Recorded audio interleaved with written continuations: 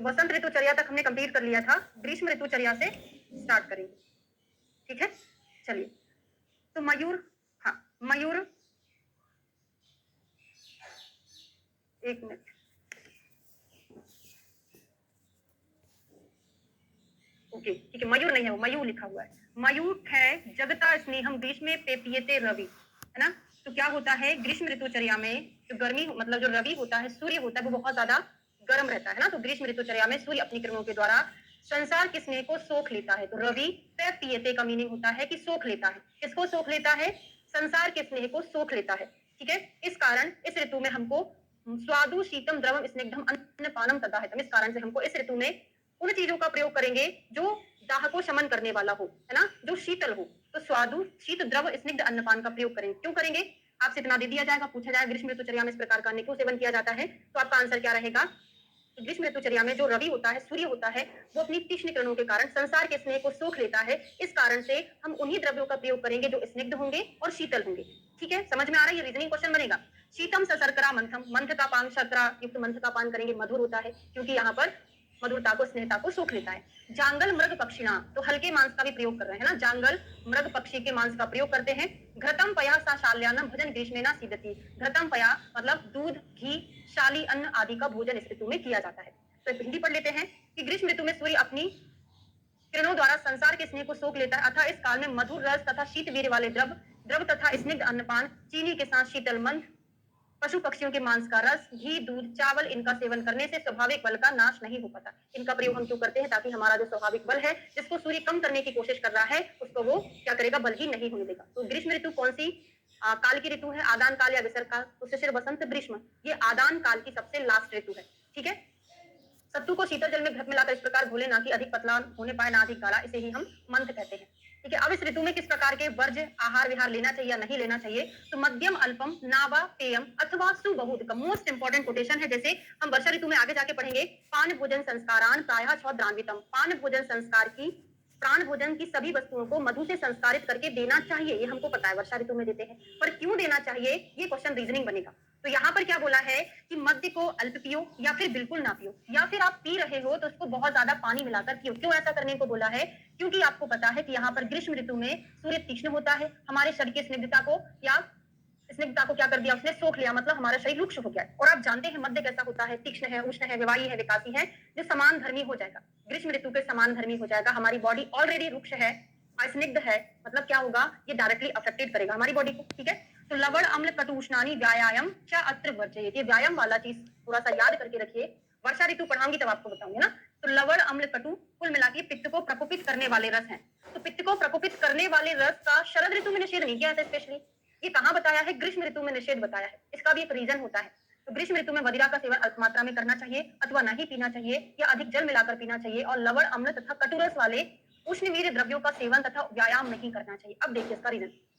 हमको पता है ग्रीष्म ऋतु में पित्त का प्रकोप नहीं होता। शिशिर, बसंत, ग्रीष्म, वर्षा, शरद, हेमंत, वर्षा ऋतु में पित्त का संचय होता है, ना कि ग्रीष्म में, है ना। तो शिशिर, बसंत, ग्रीष्म, ग्रीष्म में तो वायु का संचय होता है, वात का संचय होता है। लेकिन यहाँ पर फिर क्यों हल्के रसों का मना किया है? तो ध्यान दीजिएगा, लवण अम्ल कटु जो रस है, ऐसा नहीं कि पित्त प्रकोपक होने के कारण यहाँ पर इसका प्रयोग नहीं करेंगे। इसका मतलब यह है कि उष्णवीर्य होने के कारण यहाँ पर इनका प्रयोग नहीं करेंगे। क्यों? उष्णवीर्य होने के कारण ये क्या करेगा? उष्णवीर्य होने के कारण ये क्या करेगा? क्योंकि पित्त ऑलरेडी यहाँ पर सूर्य की गर्मी इतनी ज्यादा है, एक मिनट, के कारण यहाँ पर इनका सेवन नहीं करना चाहिए। एक बार,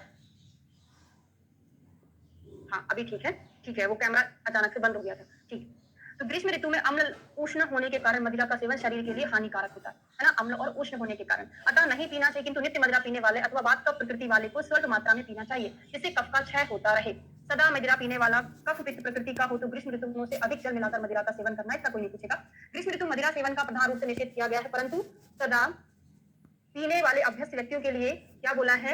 नियम भी बता दिया है, अन्यथा उन्हें हानि होती है। मध्यम ना प्रियम व स्वल्पम सुबहुपादिकम, ऐसे करके स्थान हृदय में भी बताया गया है। क्लियर हो गया? अब आपसे क्या क्वेश्चन पूछा जाएगा? दो चीजें बता दूं। पहला तो ये पूछा जाएगा रीजनिंग में अगर बनेगा, ऐसे नॉर्मली कोटेशन दे दिया जाएगा, बोलेगा किस ऋतु में आया है, तो आराम से बता सकते हो। पहले ऐसे क्वेश्चन बनते थे, अभी भी बन सकता है, लेकिन अधिकतर ऐसा क्वेश्चन बनेगा भाई क्यों नहीं पीना चाहिए, तो आप बता सकते अम्ल उष्ण तीक्ष्ण होने के कारण इसका प्रयोग नहीं करना चाहिए। लवण अम्ल कटु रस का प्रयोग ग्रीष्म में क्यों करना चाहिए, है ना, तो ये क्यों नहीं करना चाहिए? ये उष्णवीर्य होने के कारण इनका प्रयोग नहीं करना चाहिए। ठीक है, दो रीजनिंग समझ में आ गए। अब आते हैं ग्रीष्म ऋतु में विहार कैसा करना है। तो दिवा शीत ग्रहे निद्राम निशी चंद्रांशु शीतले, मोस्ट इंपॉर्टेंट है। तो तो दिन में हम ठंडे कमरे में सोना है और रात्रि में हमको, जैसे गाँव जाते हैं हम लोग तो कहाँ सोते हैं? छत पे सोते हैं, आंगन में सोते हैं, चंद्रमा की शीतल किरणों के नीचे सोते हैं। ऐसा करते हैं ना? तो चंद्रांशु शीतले, चंद्रमा की शीतल किरणों के नीचे शयन करना चाहिए। भजेत चंदनानी तिग्धांगा प्रभाते हमने मस्तके, और क्या करना है? चंदन आदि का लेप हमको अपनी बॉडी पर लगा लेना है। और प्रभात मतलब होता है हवा, ठंडी हवा, है ना? तो ठंडे किए हुए पंखों की हवा और कोमल हाथों का स्पर्श प्राप्त करते रहना चाहिए। गर्मी है भाई, ठंडी हवा का सेवन तो करेंगे ही करेंगे। ठीक, व्यंजने पानी संस्पर्शे चंदनोदक शीतले, हम अपने हाथ को बार बार चंदन उदक शीतल चीजों का स्पर्श करते रहेंगे तो हमको ठंडा ठंडा महसूस होगा। जैसे शहर में तो इतना ज्यादा नहीं रहता है, जब कभी फ्रिज खोलते तो ऐसा लगता है गर्मी के दिन में किसमें बैठ जाओ, लगता है ना? तो ठंडी चीजों को स्पर्श करते रहना चाहिए, ऐसा नहीं कि फ्रिज में बैठ जाना चाहिए, है ना? वो जस्ट बताया। फिर क्या है? सेव्य मानो, हाँ, सेव्य मानो भजे ताते मुक्तामणि, मुक्तामणि कैसी होती है? शीतल होती है, तो उनका सेवन करना है।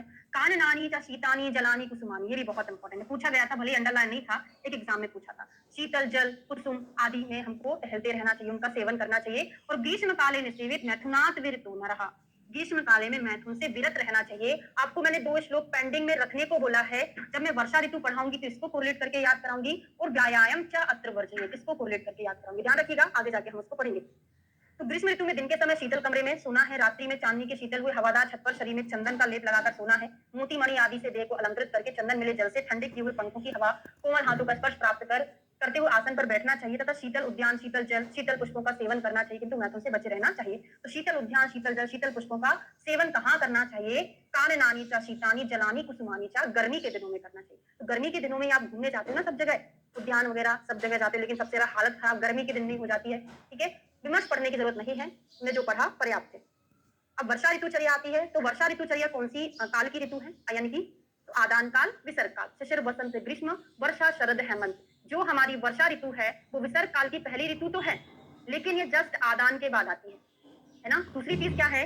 वर्षा ऋतु में जो प्राणी का बल रहता है बहुत क्योंकि दुर्बल रहता है, तो अंतिम ऋतु आदान की अंतिम ग्रीष्म और उत्तरायण की मतलब विसर्ग काल की शुरुआती की वर्षा, इन दोनों में व्यक्ति दुर्बल रहता है। तो अभी आदान काल चल रहा था, तो ग्रीष्म ऋतु तक व्यक्ति की अग्नि बहुत मंद हो चुकी थी। आदान के जस्ट बाद की ऋतु हमारी कौन सी है? वर्षा ऋतु है। तो आदान के जस्ट बाद आती है, तो यहाँ पर भी वही कंडीशन अभी एज इट इज रहेगी, मतलब व्यक्ति की अग्नि अभी भी दुर्बल रहेगी। तो आदान दुर्बले देहे पक्ता भवती दुर्बला, कहीं आप आदान काल की ऋतु का आंसर ना लगाते। इसका मीनिंग ये है कि आदान काल में जो व्यक्ति की हालत दुर्बल हो चुकी थी, शिशिर बसंत ग्रीष्म, ये आदान काल की, यहाँ पर बल अच्छा था, यहाँ मध्यम था, यहाँ पर बल हीन हो चुका था, तो यहाँ पर व्यक्ति वैसे ही दुर्बल था। आदान दुर्बले देहे पक्ता भवती दुर्बला, इस कारण से अग्नि भी बहुत दुर्बल हो चुकी थी। इसके जस्ट बाद आती हमारी वर्षा ऋतु, जो विसर्ग काल की प्रारंभिक ऋतु है।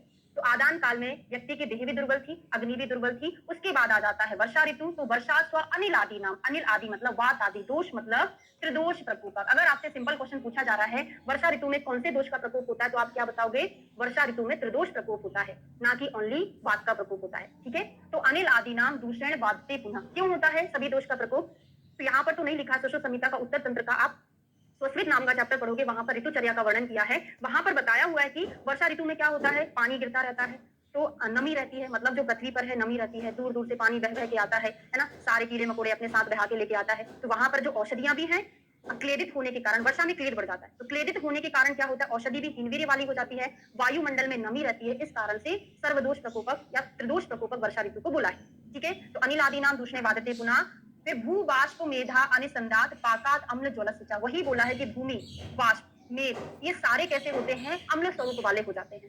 ठीक है, तो वर्षा स्व अग्नि बले शीरे कुप्यति पवना, क्या है? वर्षा ऋतु में अग्नि का बल क्षीण हो जाता है, जैसे वायु और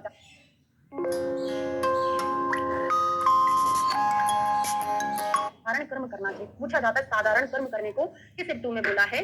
तो वर्षा ऋतु में बोला है। साधारण का मीनिंग क्या होता है? कि हमको वात पित्त कफ को ध्यान में रखकर चिकित्सा करना चाहिए, सभी की साधारण चिकित्सा करना चाहिए। ठीक है, बस 1 मिनट का टाइम दीजिए। ठीक है, तो आदान काल में मनुष्य का शरीर अत्यंत दुर्बल रहता है। दुर्बल शरीर में एक तो जठराग्नि दुर्बल रहती है। वर्षा ऋतु आ जाने पर दूषित वातायु दोष से दुष्ट जठराग्नि और भी दुर्बल हो जाती है। इस ऋतु में भूमि से बाष्प भाप निकलने, आकाश से जल बरसने तथा जल का अम्ल विपाक होने के कारण जब अग्नि का बल अत्यंत क्षीण हो जाता है, तब वातादि दोष कुपित हो जाते हैं। मतलब यहाँ पर ऑलरेडी क्या हो रहा है? भूमि से बाष्प निकल रही है, आकाश से पानी गिर रहा है और जल का जो विपाक है अम्ल विपाक हो जाता है। इस कारण से अग्नि बहुत दुर्बल है। अगर अग्नि और दुर्बल होगी तो वातादि दोष हो जाता है। वर्षा काल में साधारण का मीनिंग भागवत जी ने क्या बोला है कि साधारण नियम का तात्पर्य त्रिदोष नाशक वस्तुओं का सेवन है। बाद में साधारण द्रव्यों के साथ साथ अग्नि दीपक द्रव्यों का सेवन भी करना होता है। साधारण कर्म तो करो, उसके साथ साथ अग्नि दीपक द्रव्यों का भी सेवन। समझ में आ गया? अब देखते हैं उद्मंथन। उद्मंथ का निषेध कहाँ कहाँ होता है? तो हेमंत ऋतु हम पढ़ के आए हैं, साथ में वर्षा ऋतु भी है, तो हेमंत वर्षा दोनों ऋतु में उद्मंथ का निषेध होता है। निषेध कहाँ कहाँ होता है? तो हेमंत ऋतु में, वर्षा ऋतु में उद्मंथ का निषेध होता है। ठीक है।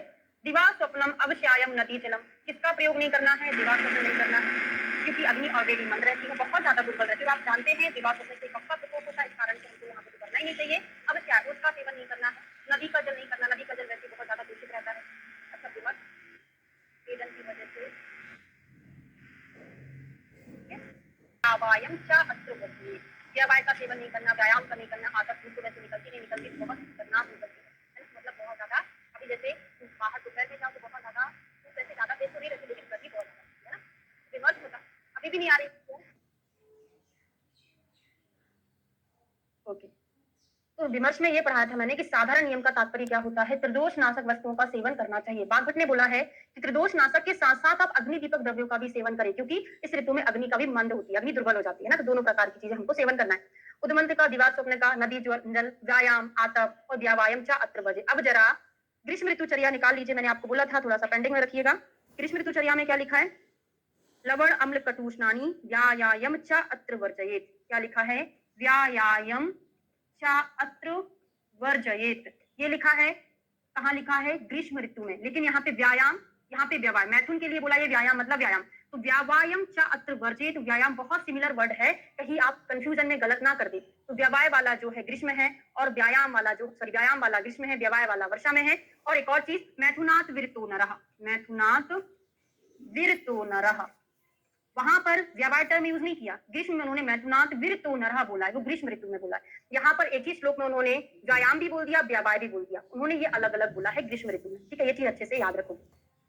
फिर क्या करना है? पान भोजन संस्कारान प्रायः क्षौद्रान्वितम, पान भोजन संस्कार की सभी चीजों में आपको मधु मिलाकर देना चाहिए। क्यों देना चाहिए? अभी पढ़ने वाले हैं। व्यक्तम्ल लवण स्नेहम वात वर्षा कुले अग्नि विशेषाद शीते भुक्तव्यम, इतना ना याद करो, आप इधर आ जाओ। अग्नि संरक्षणात् वतः यव गोधूम शाल्या, अग्नि की संरक्षण करते हुए यव गोधूम का पान सेवन करना है। पुराना चांगल मांस, लघु मांस का सेवन करना है। यूज कुल मिला के दीपन करने वाले यूज का सेवन करेंगे। हल्का लघु मांस खाएंगे क्योंकि अग्नि दुर्बल होती है। छौद्रान्वितम चाल्पम माध्विक अरिष्टम अंबु, तो छौद्र मिला हुआ माध्विक अरिष्ट अंबु आदि का पान करेंगे। माहिंद्रम तप्त शीतम व कौपम, कहाँ कहाँ का पानी का सेवन करेंगे हम? माहिंद्र का, न कुएं का, सारस का पानी पिएंगे। और प्रघर्ष, उद्वर्तन, स्नान, गंधमाला आदि का धारण। तो देखो, ऐसा याद कर लो थोड़ा सा कोड बना के कि वर्षा ऋतु में क्या हो रहा है हमारी बॉडी पर, हम वर्षा में कहीं जाते होंगे, है ना, तो कहीं से गंदगी लग जाती होगी, तो प्रघर्ष करके उसको पहले निकालो फिर नहा लो, है ना, उद्वर्तन कर लो, स्नान। वर्षा ऋतु में गंदगी बहुत ज्यादा, गंध, कपड़ों से स्मेल भी आती है, तो क्या करना है आपको? गंधमाला आदि का धारण करना है। लघु शुद्धांबरा स्थानम भजेत क्लेदि वार्षिकम, तो वर्षा ऋतु में खाने पीने की सभी चीजों में बनाते समय हमको मधु अवश्य मिलाना चाहिए। वात और वर्षा से भरे उन विशेष शीत वाले तथा लवण रस वाले स्नेह द्रव्यों की प्रधानता भोजन में हमको लानी चाहिए, क्योंकि स्पेशली यहाँ पर वायु का प्रकोप होता है। प्रदोष तो होता है, लेकिन सबसे ज्यादा वायु का होता है, इस कारण से हमको लवण रस, क्योंकि लवण रस बेस्ट होता है वात को शमन करने में। अगर हम वात शामक 3 रसों की तुलना करें तो लवण बेस्ट रस होता है। और स्नेह द्रव्यों की प्रधानता रखना है, क्योंकि हमको मुख्यतः वायु की शांति करना है। तो जठराग्नि की रक्षा चाहने वाले पुरुष को भोजन में पुराना चावल, गेहूं, क्योंकि पुराना जो धान्य होता है हमेशा वो लघु होता है और कफ को लेखन करने वाला होता है। हाँ बिल्कुल, इसलिए पकौड़े खाए जाते हैं, है ना। अब पकौड़े का पता नहीं क्या वीर विपाक रहता है भाई, है ना। गेहूं और चावल का प्रयोग अवश्य करना चाहिए। मांसाहारी व्यक्तियों को इन आहार द्रव्यों को जांगल पशु पक्षी संस्कृत करना चाहिए। ठीक है, मूंग यूज लेना चाहिए, कुल मिला के हल्के आहार। इस ऋतु में मधु मिला अल्प मात्रा में माध्वी पिलाना है। कूप का, सरोवर का जल आदि सेवन करना है। अब देखिए, वर्षा काल में अन्न पान में मधु मिलाकर प्रयोग करने को कहा है, परंतु मधु मधुर रस प्रधान होते हुए शीतल और लघु होने से अल्पवातल होता है। फिर इसका प्रयोग क्यों करते हैं? देखो, आपको पता है कि मधु शीत, लघु, स्वादु, रुक्ष होता है, तो वर्षा काल में स्वाभाविक रूप से वात का प्रकोप रहता है, अतः मधु के सेवन से तो विशेष रूप से वात का प्रकोप ही होगा। तब उसका प्रयोग क्यों किया जाता है? इस शंका का निवारण चक्रपाणी जी ने किया है। जो इंटरव्यू देने जाने वाले हैं, उनका अगर संहिता से एमडी है, उनसे ये क्वेश्चन पूछा जा सकता है, बिल्कुल पूछा जाएगा कि इस प्रकार की मधु वर्षा ऋतु में उत्पन्न क्लेद का शमन करता है, क्योंकि आपको पता है वर्षा ऋतु में क्लेदता रहती है। क्लेद को शमन करने के लिए मधु बेस्ट होता है। प्रमेह के रोगी में हम मधु को एडवाइस करते हैं। कफ प्रकोप में हम मधु को एडवाइस करते हैं। क्यों करते हैं? मधु कमर होता है, कमर, कषाय, मधुर और रुक्ष, कमर कोड बनाया था हमने। कषाय, मधुर, रुक्ष होता है, तो कषाय और रुक्ष होने के कारण ये क्या करेगा? क्लेद का शोषण करता है। तो एवं थोड़ी मात्रा में सेवन करने से कोई हानि नहीं होती। तो स्वाद्रान्वित शब्द का अभिप्राय भी यही प्रतीत होता है कि मधु का प्रयोग आपको आन्वित मतलब थोड़ा बहुत ऐड करना है। तो शुभ ने वर्षा ऋतुचर्या के साथ साथ प्रावट ऋतुचर्या का भी अलग से वर्णन किया। अब मेरी बात समझ में आ गई कि मधु में तो कषाय है, रुक्षता है, फिर क्यों इसका प्रयोग कर रहे हैं? वर्षा में तो स्पेशली वात का प्रकोप भी रहता है। वर्षा में जो क्लियरता होती है उसके शमन के लिए हम मधु का प्रयोग कम क्वांटिटी में करते हैं, जो कि हमारे लिए हानिकारक नहीं है। ये चीज मुझे बता दो, फिर अपन आगे बढ़ेंगे। समझ में आ गया वर्षा ऋतु में क्यों हमको इसका प्रयोग करना चाहिए? जब तक क्यों मन में नहीं उठेगा तब तक आपको रीजनिंग क्वेश्चन समझ नहीं आएगा। रीजनिंग क्वेश्चन बहुत आसान हो जाएंगे लास्ट तक, ऐसे आप पढ़ते रहोगे ना, मन में क्वेश्चन उठाते रहोगे, सब कुछ अच्छे से याद हो जाएगा। अब शरद ऋतुचर्या, ओके समझ आ गया। तो वर्षा शीतो चित्तंगाना सहसे और अर्क रश्मि भी, सहसे अर्क रश्मि भी, ये क्वेश्चन आपको कंफ्यूज कर सकता है। ग्रीष्म ऋतुचर्या, हमने ग्रीष्म में क्या पढ़ा था? फर्स्ट लाइन का फर्स्ट श्लोक का फर्स्ट लाइन देखो, उसमें लिखा था रवि स्नेह को सुखा देता है, वहां पे अर्क करके कुछ नहीं था, क्योंकि अर्क अपन ने देखा और आप गर्मी मतलब ग्रीष्म ऋतुचर्या लगा के आ जाओगे। तो शरद ऋतु में भी गर्मी जो होती है, गर्मी से ज्यादा खतरनाक गर्मी पड़ती है ना, गर्मी में उतनी ज्यादा, ग्रीष्म में उतनी गर्मी नहीं होती जितनी की शरद ऋतु में पड़ती है, इस कारण से यहाँ पर पित्त का प्रकोप होता है। तो इस तरह से अर्क रश्मि भी तप्ता नाम अचितम पित्ता प्राय शरदि कुप्यति, वर्षा ऋतु में जो संचित पित्त था, ये अब मैं आपको कारण सुश्रुत उत्तर तंत्र में पढ़ाऊंगी। हर एक ऋतुचर्या में कफ का संचय हेमंत में क्यों हो रहा है, पित्त का संचय ग्रीष्म में ही क्यों हो रहा है, वर्षा में ही क्यों हो रहा है, वायु का संचय जहां भी हो रहा है, इनका संचय उस ऋतु में स्पेशली क्यों होता है, ये क्यों का जवाब हम सुश्रुत उत्तर तंत्र में पढ़ने वाले। ठीक है, पूरा समझ में आएगा। ओके, तो वर्षा काल में जिनको शीत सात्म हो गया है, ऐसे लोगों के अंग सहसा सूर्य की प्रखर किरणों से तप्त हो जाते हैं। फलतः जो वर्षा ऋतु में संचित हुआ पित्त था, वो शरद ऋतु में प्रकोपित हो जाता है। ठीक है, अब शरद ऋतु में सेवनीय आहार विहार कौन सा होगा? जो शरद ऋतु है वो अधिकतर हमको ग्रीष्म से कंफ्यूज करती है। ठीक है, क्योंकि दोनों में गर्मी होती है, दोनों में हमको शीतल चीजों का सेवन करना रहता है, तो हमारे 100% चांस हो जाते हैं गलत करने के। तत्र अन्नपानम मधुरम लघु शीतम सात्विकम, पेज पलटा के देखो, कंपेयर करके पढ़ो, पेज पलटा के देखिए। ग्रीष्म ऋतु में क्या लिखा था? ग्रीष्म ऋतु में क्या लिखा था? शीतम सशर्द्रम मंथम जांगलम मृग पक्षियां लिखा। 27 नंबर के श्लोक में देखिए, स्वादु शीतम द्रवम स्निग्धम अन्नपानम सदाहितम, वहां पे स्वादु शीत द्रव स्निग्ध अन्नपान का सेवन कर रहे हैं। यहाँ पर भी स्वादु मतलब मधुर है, यहाँ पर भी शीतल है। ठीक है, और वहां पर तिक्त नहीं था, यहाँ पर तो तिक्त है। तो आप कोड बना लो एक कि आपने तमक मतलब तिक्त मधुर कषाय रस का, जो कषाय रस होते हैं वो पित्त को शमन करने वाले होते हैं, तो यहाँ पर तिक्त भी है मधुर भी है, भले कषाय नहीं है। तो टीएम के पित्त शामक रस है, तो यहाँ पर तिक्त भी है मधुर भी है, तो कोड बनेगा तो याद रहेगा। पित्त प्रशमनम सेव्य मात्रा प्रकांक्षिते, और लावा लावा कपिंजल है ना, इन सभी का मांस का सेवन करना है।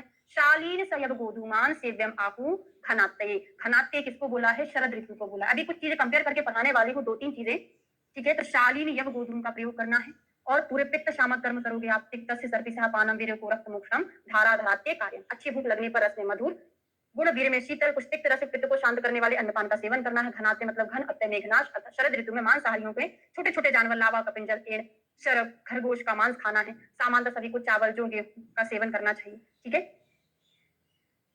अब शरद ऋतु में त्याज्य आहार विहार कौन सा नहीं करोगे? जो पित्त को प्रकोपित करता हो, तो आतप का सेवन नहीं करना है, और वसा तेल अवश्य उसका सेवन यहाँ भी नहीं करना, अभी हम वर्षा ऋतु में पढ़ के आए थे, वहां नहीं करना। औदक आनुप मांस का प्रयोग, जो हैवी मांस है उनका प्रयोग नहीं करना चाहिए। ठीक है, क्षार दधि, स्पेशली क्षार का निषेध है, उष्ण है, दधि भी उष्ण होता है। दिवा स्वप्न, प्रागवात, प्रागवात यहाँ नहीं करना है, प्रागवात का मतलब होता है पूर्वी हवा। और प्रवात का निषेध कहाँ था? वो हमने कहाँ पढ़ा था? हेमंत ऋतु में पढ़ा था। हेमंत ऋतु में प्रवात मतलब ठंडी वायु, और यहाँ पे सॉरी तेज वायु, यहाँ पर पूर्वी वायु है ना, तो प्रागवात का निषेध यहाँ पर किया है। तो धूप का सेवन नहीं करना, वसा तेल औदक मांस आनुप मांस का प्रयोग नहीं करना है। ठीक है, उष्ण वीर्य होते हैं ना स्वभाव से, ये किसमें आते हैं? अपवाद में आते हैं, उष्ण वीर्य होते हैं है ना, तो यहाँ पर पूर्वी वायु का सेवन नहीं करना। और देखिए, दिवा स्वप्न का तो ओनली एक ऋतु में बोला है कब करना चाहिए, ग्रीष्म ऋतु में कर सकते हैं, बाकी सभी ऋतुओं में दिवा स्वप्न का मना किया है। ठीक है, तो ये हमारा शरद ऋतु भी कंप्लीट हो गया है। अब आते हैं साथ में, इसके लिए थोड़ा सा कंपैरेटिव 2 चीजें बस पढ़ाना, लास्ट में याद दिला देना, पढ़ाऊंगी।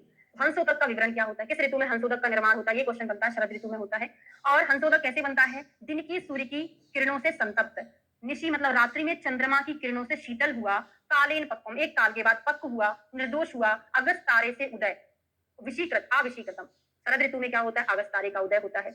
आपको पता है वर्षा के बाद जस्ट शरद ऋतु आती है। शरद ऋतु में क्या होता है? अगस्त तारे का उदय होता है। ये जो अगस्त तारा है, वर्षा ऋतु में जो भी क्लियर था, जो भी जल विषैला हो गया था, जो भी औषधियां विषैली हो गई थी, वो सारा अगस्त तारा उनको निर्मल कर देता है, अविशीकृत कर देता है, विष को हर देता है। ठीक है, चंद्रमा की सॉरी सूर्य की दिन की किरणों से संतप्त हुआ, चंद्रमा की किरणों से शीतल हुआ, अगस्त तारा ने सारा अविशीकृत कर दिया। इसको हम क्या बोलते हैं? जल को हंसोदक बोलते हैं। ठीक है, इसलिए हंसोदक या शरद ऋतु में जो उत्पन्न जल होता है वो प्रयोज्य होता है। हाँ, तो स्नान पान अवगाहन आदि में और अमृत के समान इसको बोला गया है, हिंदी से पढ़ने की जरूरत नहीं है। शरद ऋतु में अनुकूल विहार, कौन से विहार अनुकूल होते हैं शरद ऋतु में? तो वही है शरदानी चा माल्यानी वासांसी विमलानी। अब जरा पेज पलटा के देख लो, देखो पढ़ाने के साथ साथ कंपैरेटिव करके पढ़ोगे तो चीजें आपको ज्यादा समझ आएगी। श्लोक नंबर 32 आ जाइए, ग्रीष्म ऋतुचर्या। ग्रीष्म ऋतुचर्या के बिहार में देखो, काननानी च शीतानी जलानी कुसुमानी च, था ना। अब यहाँ पर अगर दे देगा शरदा माल्यानी वासांसी विमलानी, वहां पे कुसुमानी करके था, इसका मतलब ये उत्पन्न फूलों की माला, स्वच्छ वस्त्र, प्रदोष काल में चंद्रमा की किरणों का सेवन हित कर बताया है ना। चंद्रमा चाहे इंदु रश्मियों का सेवन कहाँ बोला है? शरद ऋतु में बोला है, प्रदोष में, प्रदोष काल में बोला है स्पेशली, वहां पे चंद्रमा की शीतल किरणों के नीचे शयन करने को बोला था। यहाँ पर क्या बोला? प्रदोष काल में चंद्रमा की किरणों का सेवन करना है। अब आपका होमवर्क क्या है? क्लास कंप्लीट होने के बाद आपको यहाँ पर ग्रीष्म ऋतुचर्या का लिख लेना है। अभी से इतना याद कर लो कि अगर मुझसे इन दोनों में कोई भी श्लोक आएगा तो मैं अभी से रट ले रहा हूँ ताकि मैं एग्जाम में गलत नहीं करूंगा, ठीक है? ऐसा थोड़ा सा लिखना पड़ेगा आपको। यहाँ पे कंपैरेटिव बताया है बड़ा शॉर्ट में, श्लोक से ही पढ़िएगा ना, हिंदी से नहीं पढ़ना है। इत्युक्तम ऋतु सात्म्यम श्रेष्ठ आहार व्यापाश उपशेते यदुच्यात ओक सात्म बोलते हैं। ओक सात में किसको बोलते हैं? उपशेते यदुच्यात। अगर कोई इंसान लगातार वही चीज का सेवन कर रहा, भले वो अपथ्य था, क्या बोले हैं? यमदंष्टा, हाँ बताती हूँ, वो भी बता रही, अभी आने वाला होगा शायद। उपशेते, हाँ, जिनका हम सेवन करते करते इस प्रकार चेष्टा विहार आहार के अनुसार ऋतु सात्म का उपदेश किया है, जो आहार विहार उचित होने से उपशेत शरीर के लिए हितकारी होता है, उसे ओक सात्म कहते हैं। तात्पर्य यह कि अनुचित अपत्य आहार विहार भी यदि निरंतर सेवन किया जाए और हमारे लिए अच्छा हो जाए, वो ओक सात्म कहलाता है और हमको हानि ना पहुंचाए, ठीक है? सात्म का वर्णन क्या होता है? तो सात्म की डेफिनेशन कहाँ आई है भाई? यहाँ पर ओक सात्म बताया है। सात्म की डेफिनेशन भी आई है कि देशानाम अयानानाम च विपरीतम गुणै सात्मिच्छन्ति सात्म चेष्टितम च अग्नमेव च। सात्म को जानने वाले विद्वान देश लोगों के गुणों से विपरीत गुण वाले चिष्टित और आद्य आदि को उन उन देशों और लोगों के लिए सात्म मानते हैं, ठीक है? सात्म का मतलब क्या होता है? उपशय। अब बता दूं आपको, हाँ, सात्म का जो अर्थ है उपशय है, आप जब पढ़ोगे निदान स्थान के अध्याय फर्स्ट में, नहीं निदान में थोड़ी ना पढ़ोगे, विमान के फर्स्ट में पढ़ोगे, ये तो ठीक है, विमान के फर्स्ट में पढ़ोगे, चरक विमान फर्स्ट में पढ़ोगे, वहां पे 4 प्रकार के सात्म बताए हैं, ऋतु सात्म, ओक सात्म, देश सात्म और रोग सात्म, ये 4 सात्म वहां पर बताए। अब यमदंष्टा क्या होता है? यमदंष्टा जो होता है, ऋतु संधि जो होता है, वो देख लेते हैं। ऋतु संधि जो होती है वो 14 दिन की होती है, 14 दिन, मतलब गत ऋतु के अंतिम 7 दिन और आने वाली ऋतु के प्रारंभिक 7 दिन, है ना। जैसे अभी जो ऋतु चल रही है उसके लास्ट के 7 डेज और आने वाली ऋतु के 7 डेज, टोटल मिला के 14 डेज का हो जाएगा ऋतु संधि। और यमदंष्टा जो होता है 16 दिन का होता है। यहाँ पर स्पेशली एक मंथ का बताया है, जैसे कार्तिक के अंतिम 8 दिन और अघन के प्रारंभिक, अघन मतलब मार्गशीर्ष, मार्गशीर्ष के प्रारंभिक 8 दिन, ये जो होते 16 दिन, इसको क्या बोलते हैं? हम यमदंष्टा बोलते हैं, जिसका वर्णन किसने किया है?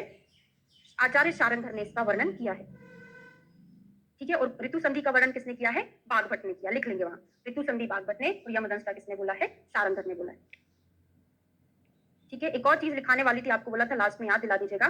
चलिए लिख लो, अकेला यब गोधूम भोजन आए, तो वसंत ऋतु में आया है, क्या है? यब गोधूम भोजन, हमने कहाँ पढ़ा है? ये वसंत ऋतु में पढ़ा है। लेकिन अगर इसके साथ शालीन यब गोधूमान आ जाए, शालीन स यब गोधूमान, ये शरद में है, शालीन स यब गोधूमान, ये कहां पर है? शरद ऋतु में है, ठीक है। और जांगल मृग पक्षिणा, तो यहाँ पर ग्रीष्म ऋतु में भी आया है। और जांगल मांस जो है वर्षा ऋतु, इतना छोटा छोटा नहीं पूछा जाएगा, फिर भी लिख लो, जांगल मृग पक्षिणा, जांगल मृग पक्षिणा जो है, पक्षी कहाँ उड़ते हैं? गर्मी के दिन में उड़ते हैं ना, तो ये ग्रीष्म ऋतु में आया है। और जांगल मांस भोज्य वर्षा ऋतु में, जांगल मांस भोज्य ये वर्षा ऋतु में आया है ना। 2 चीजें थी थोड़ी सी, एक बार रिपीट कर दूं, जांगल मृग पक्षिणा ग्रीष्म ऋतु में सेवनीय है, जांगल मांस भोज्य मतलब वही है, टर्म अलग है, जांगल मांस भोज्या वर्षा ऋतु में। ऐसे ही वसंत ऋतु में हम देखें, यब गोधूम भोजन वसंत में टर्म आया है। और शालीन से यब गोधूमान, अगर हमसे ऐसा पूछा जाए यब गोधूम कहां पर है, तो वसंत भी है, शरद भी है। अगर श्लोक में क्वेश्चन पूछा जा रहा है स यब गोधूमान या शालीन से यब गोधूमान, तो पर्टिकुलर एक ही ऋतु का आंसर लगेगा, ठीक है। क्लियर हो गया? अगला चैप्टर स्टार्ट करते हैं, 7वां अध्याय नवेगान धारणीय, बहुत इंपॉर्टेंट चैप्टर है।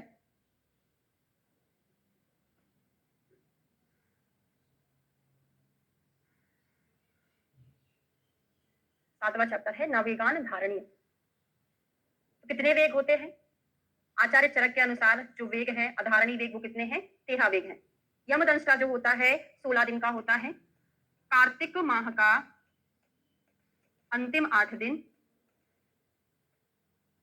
कार्तिक के बाद कौन आता है? अघन, तो अघन इसी को हम मार्गशीर्ष बोलते हैं, मार्गशीर्ष के प्रारंभिक 8 दिन, तो 8 अंतिम 8, अघन के प्रारंभिक 8, टोटल मिला के 16 हो जाएगा। किसने बोला है? शारंधर ने बोला है, ठीक है। तो कितने होते? आधार निवेक 13 होते। कौन कौन से होते पढ़ने वाले हैं, ऐसा कुछ रखने का नहीं है यहाँ पे, ठीक है। एक मिनट,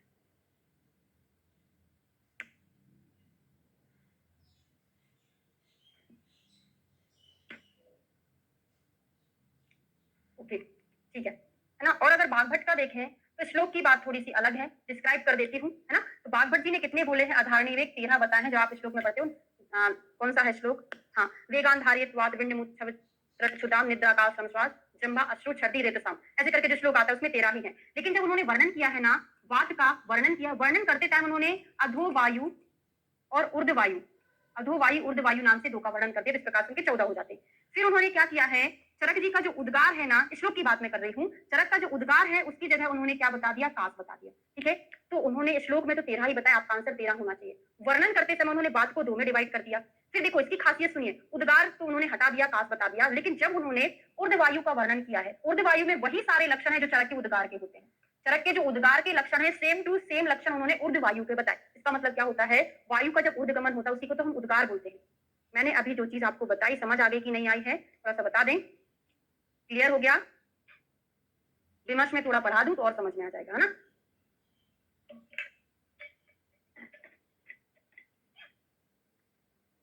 देखो आया समझ में? देखो क्या लिखा है, वेगान धारित्वात् वात विण्ड मूत्र छव त्रट क्षुदाम निद्राकाश श्रम श्वास श्रमजन्य श्वास। ये श्रम और श्वास अलग अलग चीज नहीं है, श्रमजन्य श्वास एक ही है। तो श्रम श्वास जंभा अश्रु छर्दी रेतसा, यहाँ पर इन्होंने अकेला बात बताया है, वर्णन करते टाइम इन्होंने दोनों चीजें अधो बता दिया। ठीक है, यहाँ पर उन्होंने काश बताया है, कहाँ पे, पिंड मूत्र छव त्रट क्षुदाम श्रम श्वास जंभा, यहाँ पर कुछ एक चीज, हाँ ये काश, यहाँ पर इन्होंने काश बताया है, उनका उद्गार है। ये चीज मैंने आपको बताया था, ऊर्ध्व वायु में उन्होंने वर्णन करते समय उद्गार के ही लक्षणों का वर्णन किया हुआ है। ठीक है, कौन कौन से होते याद करने की जरूरत नहीं, हमको तो एक एक चीज याद करना है। अब थोड़ा सा बताएं, एक चार्ट दिया होगा, पेज पलटा के देखो जरा, इस चार्ट में से पढ़ा दूं आपको, क्या श्लोक से पढ़ा दूं, बताएं जरा, वैसा अपन करेंगे। पहले श्लोक से पढ़ा दूं, उसके बाद अपन चार्ट को फॉलो कर लेंगे, फटाफट दिल्ली बन जाएगी, दोनों चीजें अच्छे से याद हो जाएगी। तो पहला आता है हमारा कौन सा, मूत्र वेग रोकने से होने वाले रोग। मूत्र का आधार निर्वेग के लक्षण क्या होते हैं, देखो मूत्र कहाँ स्टोर होता है, वस्ती में स्टोर होता है। कहाँ पर, वस्ती में स्टोर होता है। निकलता कहाँ है, कहाँ से निकलता है, मेहन से निकलता है। तो कहाँ की प्रॉब्लम होगी, वस्ती और मेहन की प्रॉब्लम होगी ना। तो वस्ती मेहनियो शूलम, कहाँ प्रॉब्लम हो गई, पूरा डायग्रामेटिक और इमेजिन करके आपको याद करना है, पूछा ही जाना है क्वेश्चन। तो वस्ती और मेहन में शूल हो जाएगा, जैसे आपने बाकी की चीजें याद कर ली ना, ये भी आपको क्वेश्चन याद हो जाएगा। तो वस्ती और मेहन में शूल होगा। मूत्र प्रस्थम सिरोरुचि, सिरोरुजा वाला अभी याद कराऊंगी जब पूरी पढ़ाऊंगी तब। तो मूत्र में कक्षा होगी, कहाँ होगी, मूत्र की अवधारणी देख लें। और विनाम भी अभी पढ़ाऊंगी, दो चीजों में आएगा। और वंशन में, अच्छा एक मिनट, ठीक है,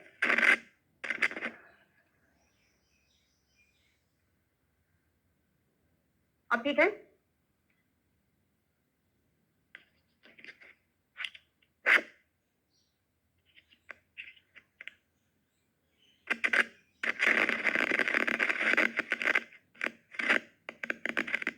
ठीक है, संस्कृत में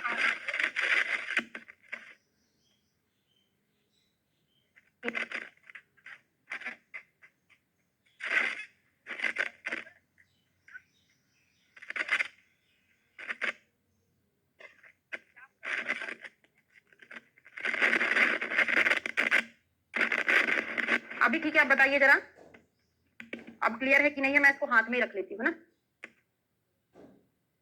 ये क्या है, नीचे टच हो जाता है शायद, उसकी वजह से डिस्टर्ब हो जाती है। अभी ठीक है, चलो हाथ में पकड़ के पढ़ाऊंगी, है ना। चलो, तो विनाम वंशन आना मूत्र निग्रह का हो गया। अब आते हैं रोग, हाँ रोग हो तो गया, अब चिकित्सा पढ़ेंगे इसकी। रोगों की चिकित्सा क्या करेंगे, तो स्वेदन अवगाहन अभ्यंग, लिख लो, स्वेदन अवगाहन और अभ्यंग, क्योंकि यही की यही चिकित्सा अभी मूत्र में आने वाली है, तो कोड बनाकर याद कराऊंगी आपको। ना वाले साथ में है, उसके बाद अभ्यंग, है ना, थोड़ी सी फ्लुएंसी टूट जाती है यार बीच में ना, माइक डिस्टर्ब हो जाता है। तो स्वेदन अवगाहन अभ्यंग करेंगे। सर्पिश्च औपीडिकम, और औपीडक घृतपान कराएंगे। औपीडक का मीनिंग क्या होता है, भोजन के पहले और बाद में। औपीडक का अर्थ है प्रचुर मात्रा में घी का प्रयोग। और कब कराते हैं ये, हाँ, मूत्र जैसे तूपाने च प्रागभक्तम सस्यते और जीनांतिकम। औपीडक का मतलब होता है, ठीक है, औपीडक का मीनिंग क्या होता है, प्रागवत, खाना खाने के पहले और खाना पचने के बाद। ऐसा नहीं कि भोजन के पहले और बाद में, खाना खाने के जस्ट पहले और भोजन पचने के बाद जो होता है औपीडक घृतपान। तो देखो त्रिविध वस्तीकरण, त्रिविध वस्ती मतलब होता है अनुवास निरु उत्तर वस्ती का प्रयोग करेंगे। कोड बनाकर याद करा रही हूँ। मूत्र हम कैसे लिखते हैं, ऐसे लिखते हैं। तो त्रा कैसे बनाते हो आप, तो त्रा से हो जाएगा त्रिविध वस्ती, और एक त्रा में आपने एक लाइन खींचा तो एक बार घृतपान, दूसरी बार लाइन खींचा तो दो बार घृतपान, ये कोड है। ना, ये कोड हो गया, समझ में आ गया। एक बार और बता देती हूँ। तो मूत्र में ऐसी ऐसी लाइन तो त्रिविध वस्ती हो गया, और यहाँ पर अवपीड़क घृतपान 2 टाइम घृतपान दे रहा है। लक्षण बता दूं फिर से, ठीक है। तो वस्ती में हनियो शूलम मूत्र कृच्छम शिरोरुजि विनामो वंशन आना मिलता है। तो मैंने याद कराया था, ये वस्ती है जहां पर मूत्र का संग्रह होता है और मेहन से निकलता है। यही साइड में वंक्षण प्रदेश भी रहता है। तो वस्ती में शूल, मेहन में शूल मिलेगा, मूत्र कृच्छता रहेगी। ये 2 चीजें मैं बाद में याद कराऊंगी आपको, ठीक है, समझ आ गया। चिकित्सा तो मैंने अभी अभी बताई है, तो क्लियर हो गई होगी आपको। अगला आता है पुरीश वेगरोध जन्य रोग। तो पुरीश पक्वाशय शिराशूल, पक्वाशय और सिर में वेदना होती, वहां पर क्या था, शेरो रुजा था। दोनों का मीनिंग एक ही है, लेकिन टर्म अलग आया है, तो अलग अलग हमको याद करना पड़ेगा। तो देखिए क्या था, ये कहाँ स्टोर होता है, पुरीश पक्वाशय में स्टोर होता है। तो पुरीश के आधार नहीं, देखना वस्ती में शूल नहीं होगा, कहाँ होगा, पक्वाशय में, क्लियर। वहां पर रुजा था, यहाँ पर शूल है। तो देखिए पहले क्या पढ़ते हैं हम, मूत्र पढ़ते हैं, फिर क्या पढ़ते हैं, पुरीश पढ़ते हैं। तो यहाँ पर आप लिख लो राशि, और यहाँ पर लिख लो नाम। राशि नाम, हर एक राशियों का अलग अलग नाम होता है। तो रा से हो जाएगा रुजा, शा से हो जाएगा शूल। समझ में आ रहा है, शिरा शिरा हमने दोनों में हटा दिया, शिरो रुजा, और शी से हो जाएगा शूल। समझ आ रहा है। फिर नाम से क्या होगा, वंक्षण में आनाह। यहाँ पर क्या था, यहाँ पर था आनाह, वही वंक्षण में था। और यहाँ पे मान, मां से क्या हो जाएगा, मां से मान, आद्यमान हो जाएगा। अब क्लियर हो गया, थोड़ा सा बता दो।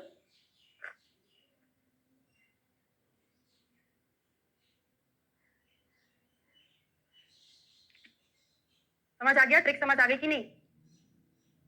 मेडिकेटेड घृत रहता है वो सारा, जहां पे घृत का प्रयोग है वो मेडिकेटेड ही घृत है ना। तो अगर संस्कारित घृत का प्रयोग नहीं करते हैं, क्योंकि वो आमज कंडीशन रहती है। एक बार और बता दूं, हमने मूत्र पुरुष, पहले हम मूत्र पढ़ते फिर पुरुष पढ़ते हैं, फिर राशि नाम याद कर लिया हमने, कोड बना दिया। राशि का नाम होता है, तो रा से हो जाएगा शिरो रुजा। में हमको रुजा और शूल का कोड बनाना था, शिरो शिरो तो दोनों में था, तो हमने रा से रुजा बना दिया, शा से शूल बना दिया, तो पुरुष में शूल आ गया। वहां पे अनाह था और यहाँ पर आद्यमान है, तो अनाह आद्यमान में कंफ्यूज हो जाते, तो ना से हो जाएगा ना अनाह, मां से हो जाएगा मान, आद्यमान। अब क्लियर हो गया, ठीक है। तो वात वर्चो अप्रवर्तनम, वात का और वर्च का प्रवर्तन नहीं, क्योंकि देखो ये एनस है, अगर यहाँ पर वायु, पुरुष का अवरोध है, पुरुष का अवरोध है मतलब वायु का भी अवरोध है, तो वायु और पुरुष दोनों नहीं निकल पाएंगे। वात वर्चो अप्रवर्तनम। और पिंडिको दुष्टन, पिंडिको दुष्टन, जैसे इंडियन टॉयलेट में बैठ जाओ भाई 1 घंटे के लिए, तो क्या होगा, पिंडिली मतलब जो काफ रीजन होता है हमारा, काफ मसल्स होती हैं, वहां पर पेन होने लगेगा ना, तो पिंडी को द्विष्टन यहाँ बोला है। और आचार्य सुश्रुत ने मांस धातु गत ज्वर में ये लक्षण बताया, मांस धातु गत में पिंडी को द्विष्टन मिलता है, आचार्य सुश्रुत ने।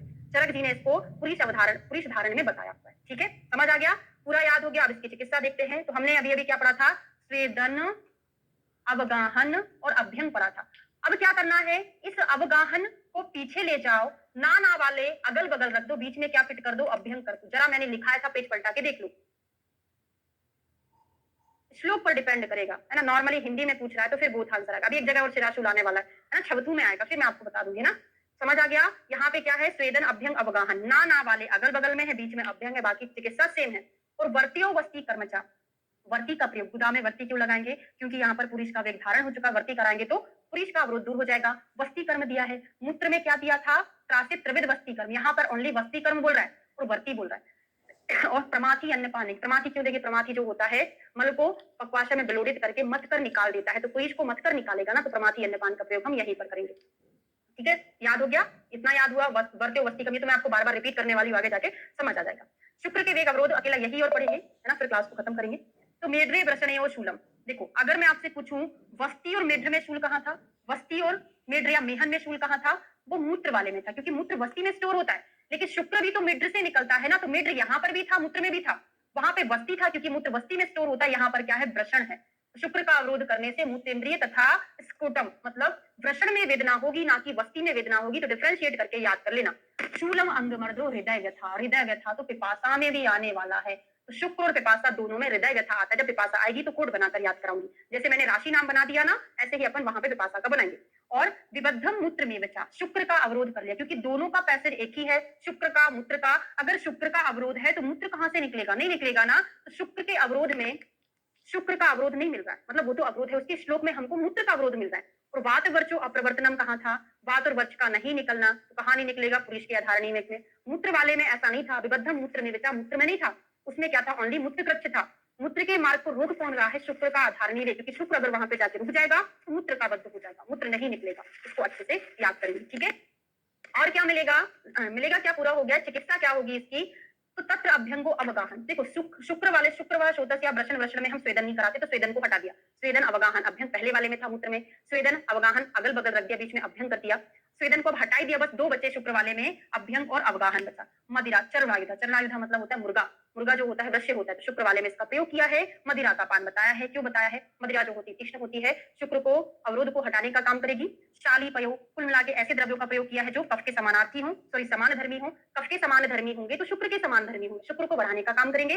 और निरूहास्य शस्तम मैथुन, और मैथुन इंडिकेट किया है, और निरूह वस्ती, तो त्रिविध वस्ती मूत्र में, वर्ती और वस्ती, वर्त्यो वस्ती कर्मचा पुरुष में, और निरूह नाम से आ जाए तो यहाँ पर शुक्र में, यहाँ पर उत्तर वस्ती नहीं बोला, त्रिविध वस्ती तो उन्होंने उधर बोल दिया मूत्र में, जहां पर उत्तर वस्ती भी इंक्लूडेड था, यहाँ पर उन्होंने स्पेशली निरूह बोला, जबकि यहाँ पर उनको उत्तर वस्ती बोलना चाहिए था। ये बहुत इंपॉर्टेंट है भाई, क्योंकि निरूह वस्ती का आप क्या लगा दोगे? पुरुष लगा के आओ, ठीक है? तो मुर्गे का मांस, शाली चावल, दूध का सेवन, निरूह वस्ती मैथुन इतर होता है। तो यहाँ पर मैंने आपको 3 चीजें पढ़ाए, 3 में कोई प्रॉब्लम? सारी चीजें याद हुई कि नहीं हुई है? लास्ट में जब ये आधारणी कंप्लीट हो जाएगा ना कल की क्लास में, तो आपसे क्वेश्चन पूछूंगी, सब कुछ बनेगा, इतना बता दो भाई, फिर उसके बाद क्लास को एंड करेंगे। समझ में तो आ रहा ना संहिता? ऐसा तो नहीं लग रहा, बहुत टफ तो नहीं लग रहा आप लोगों को?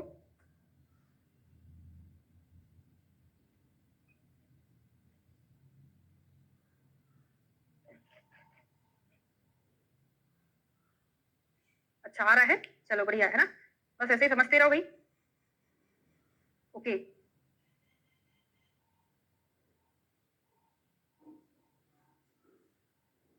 चलो ओके ठीक है ना, क्लास को एंड करते हैं।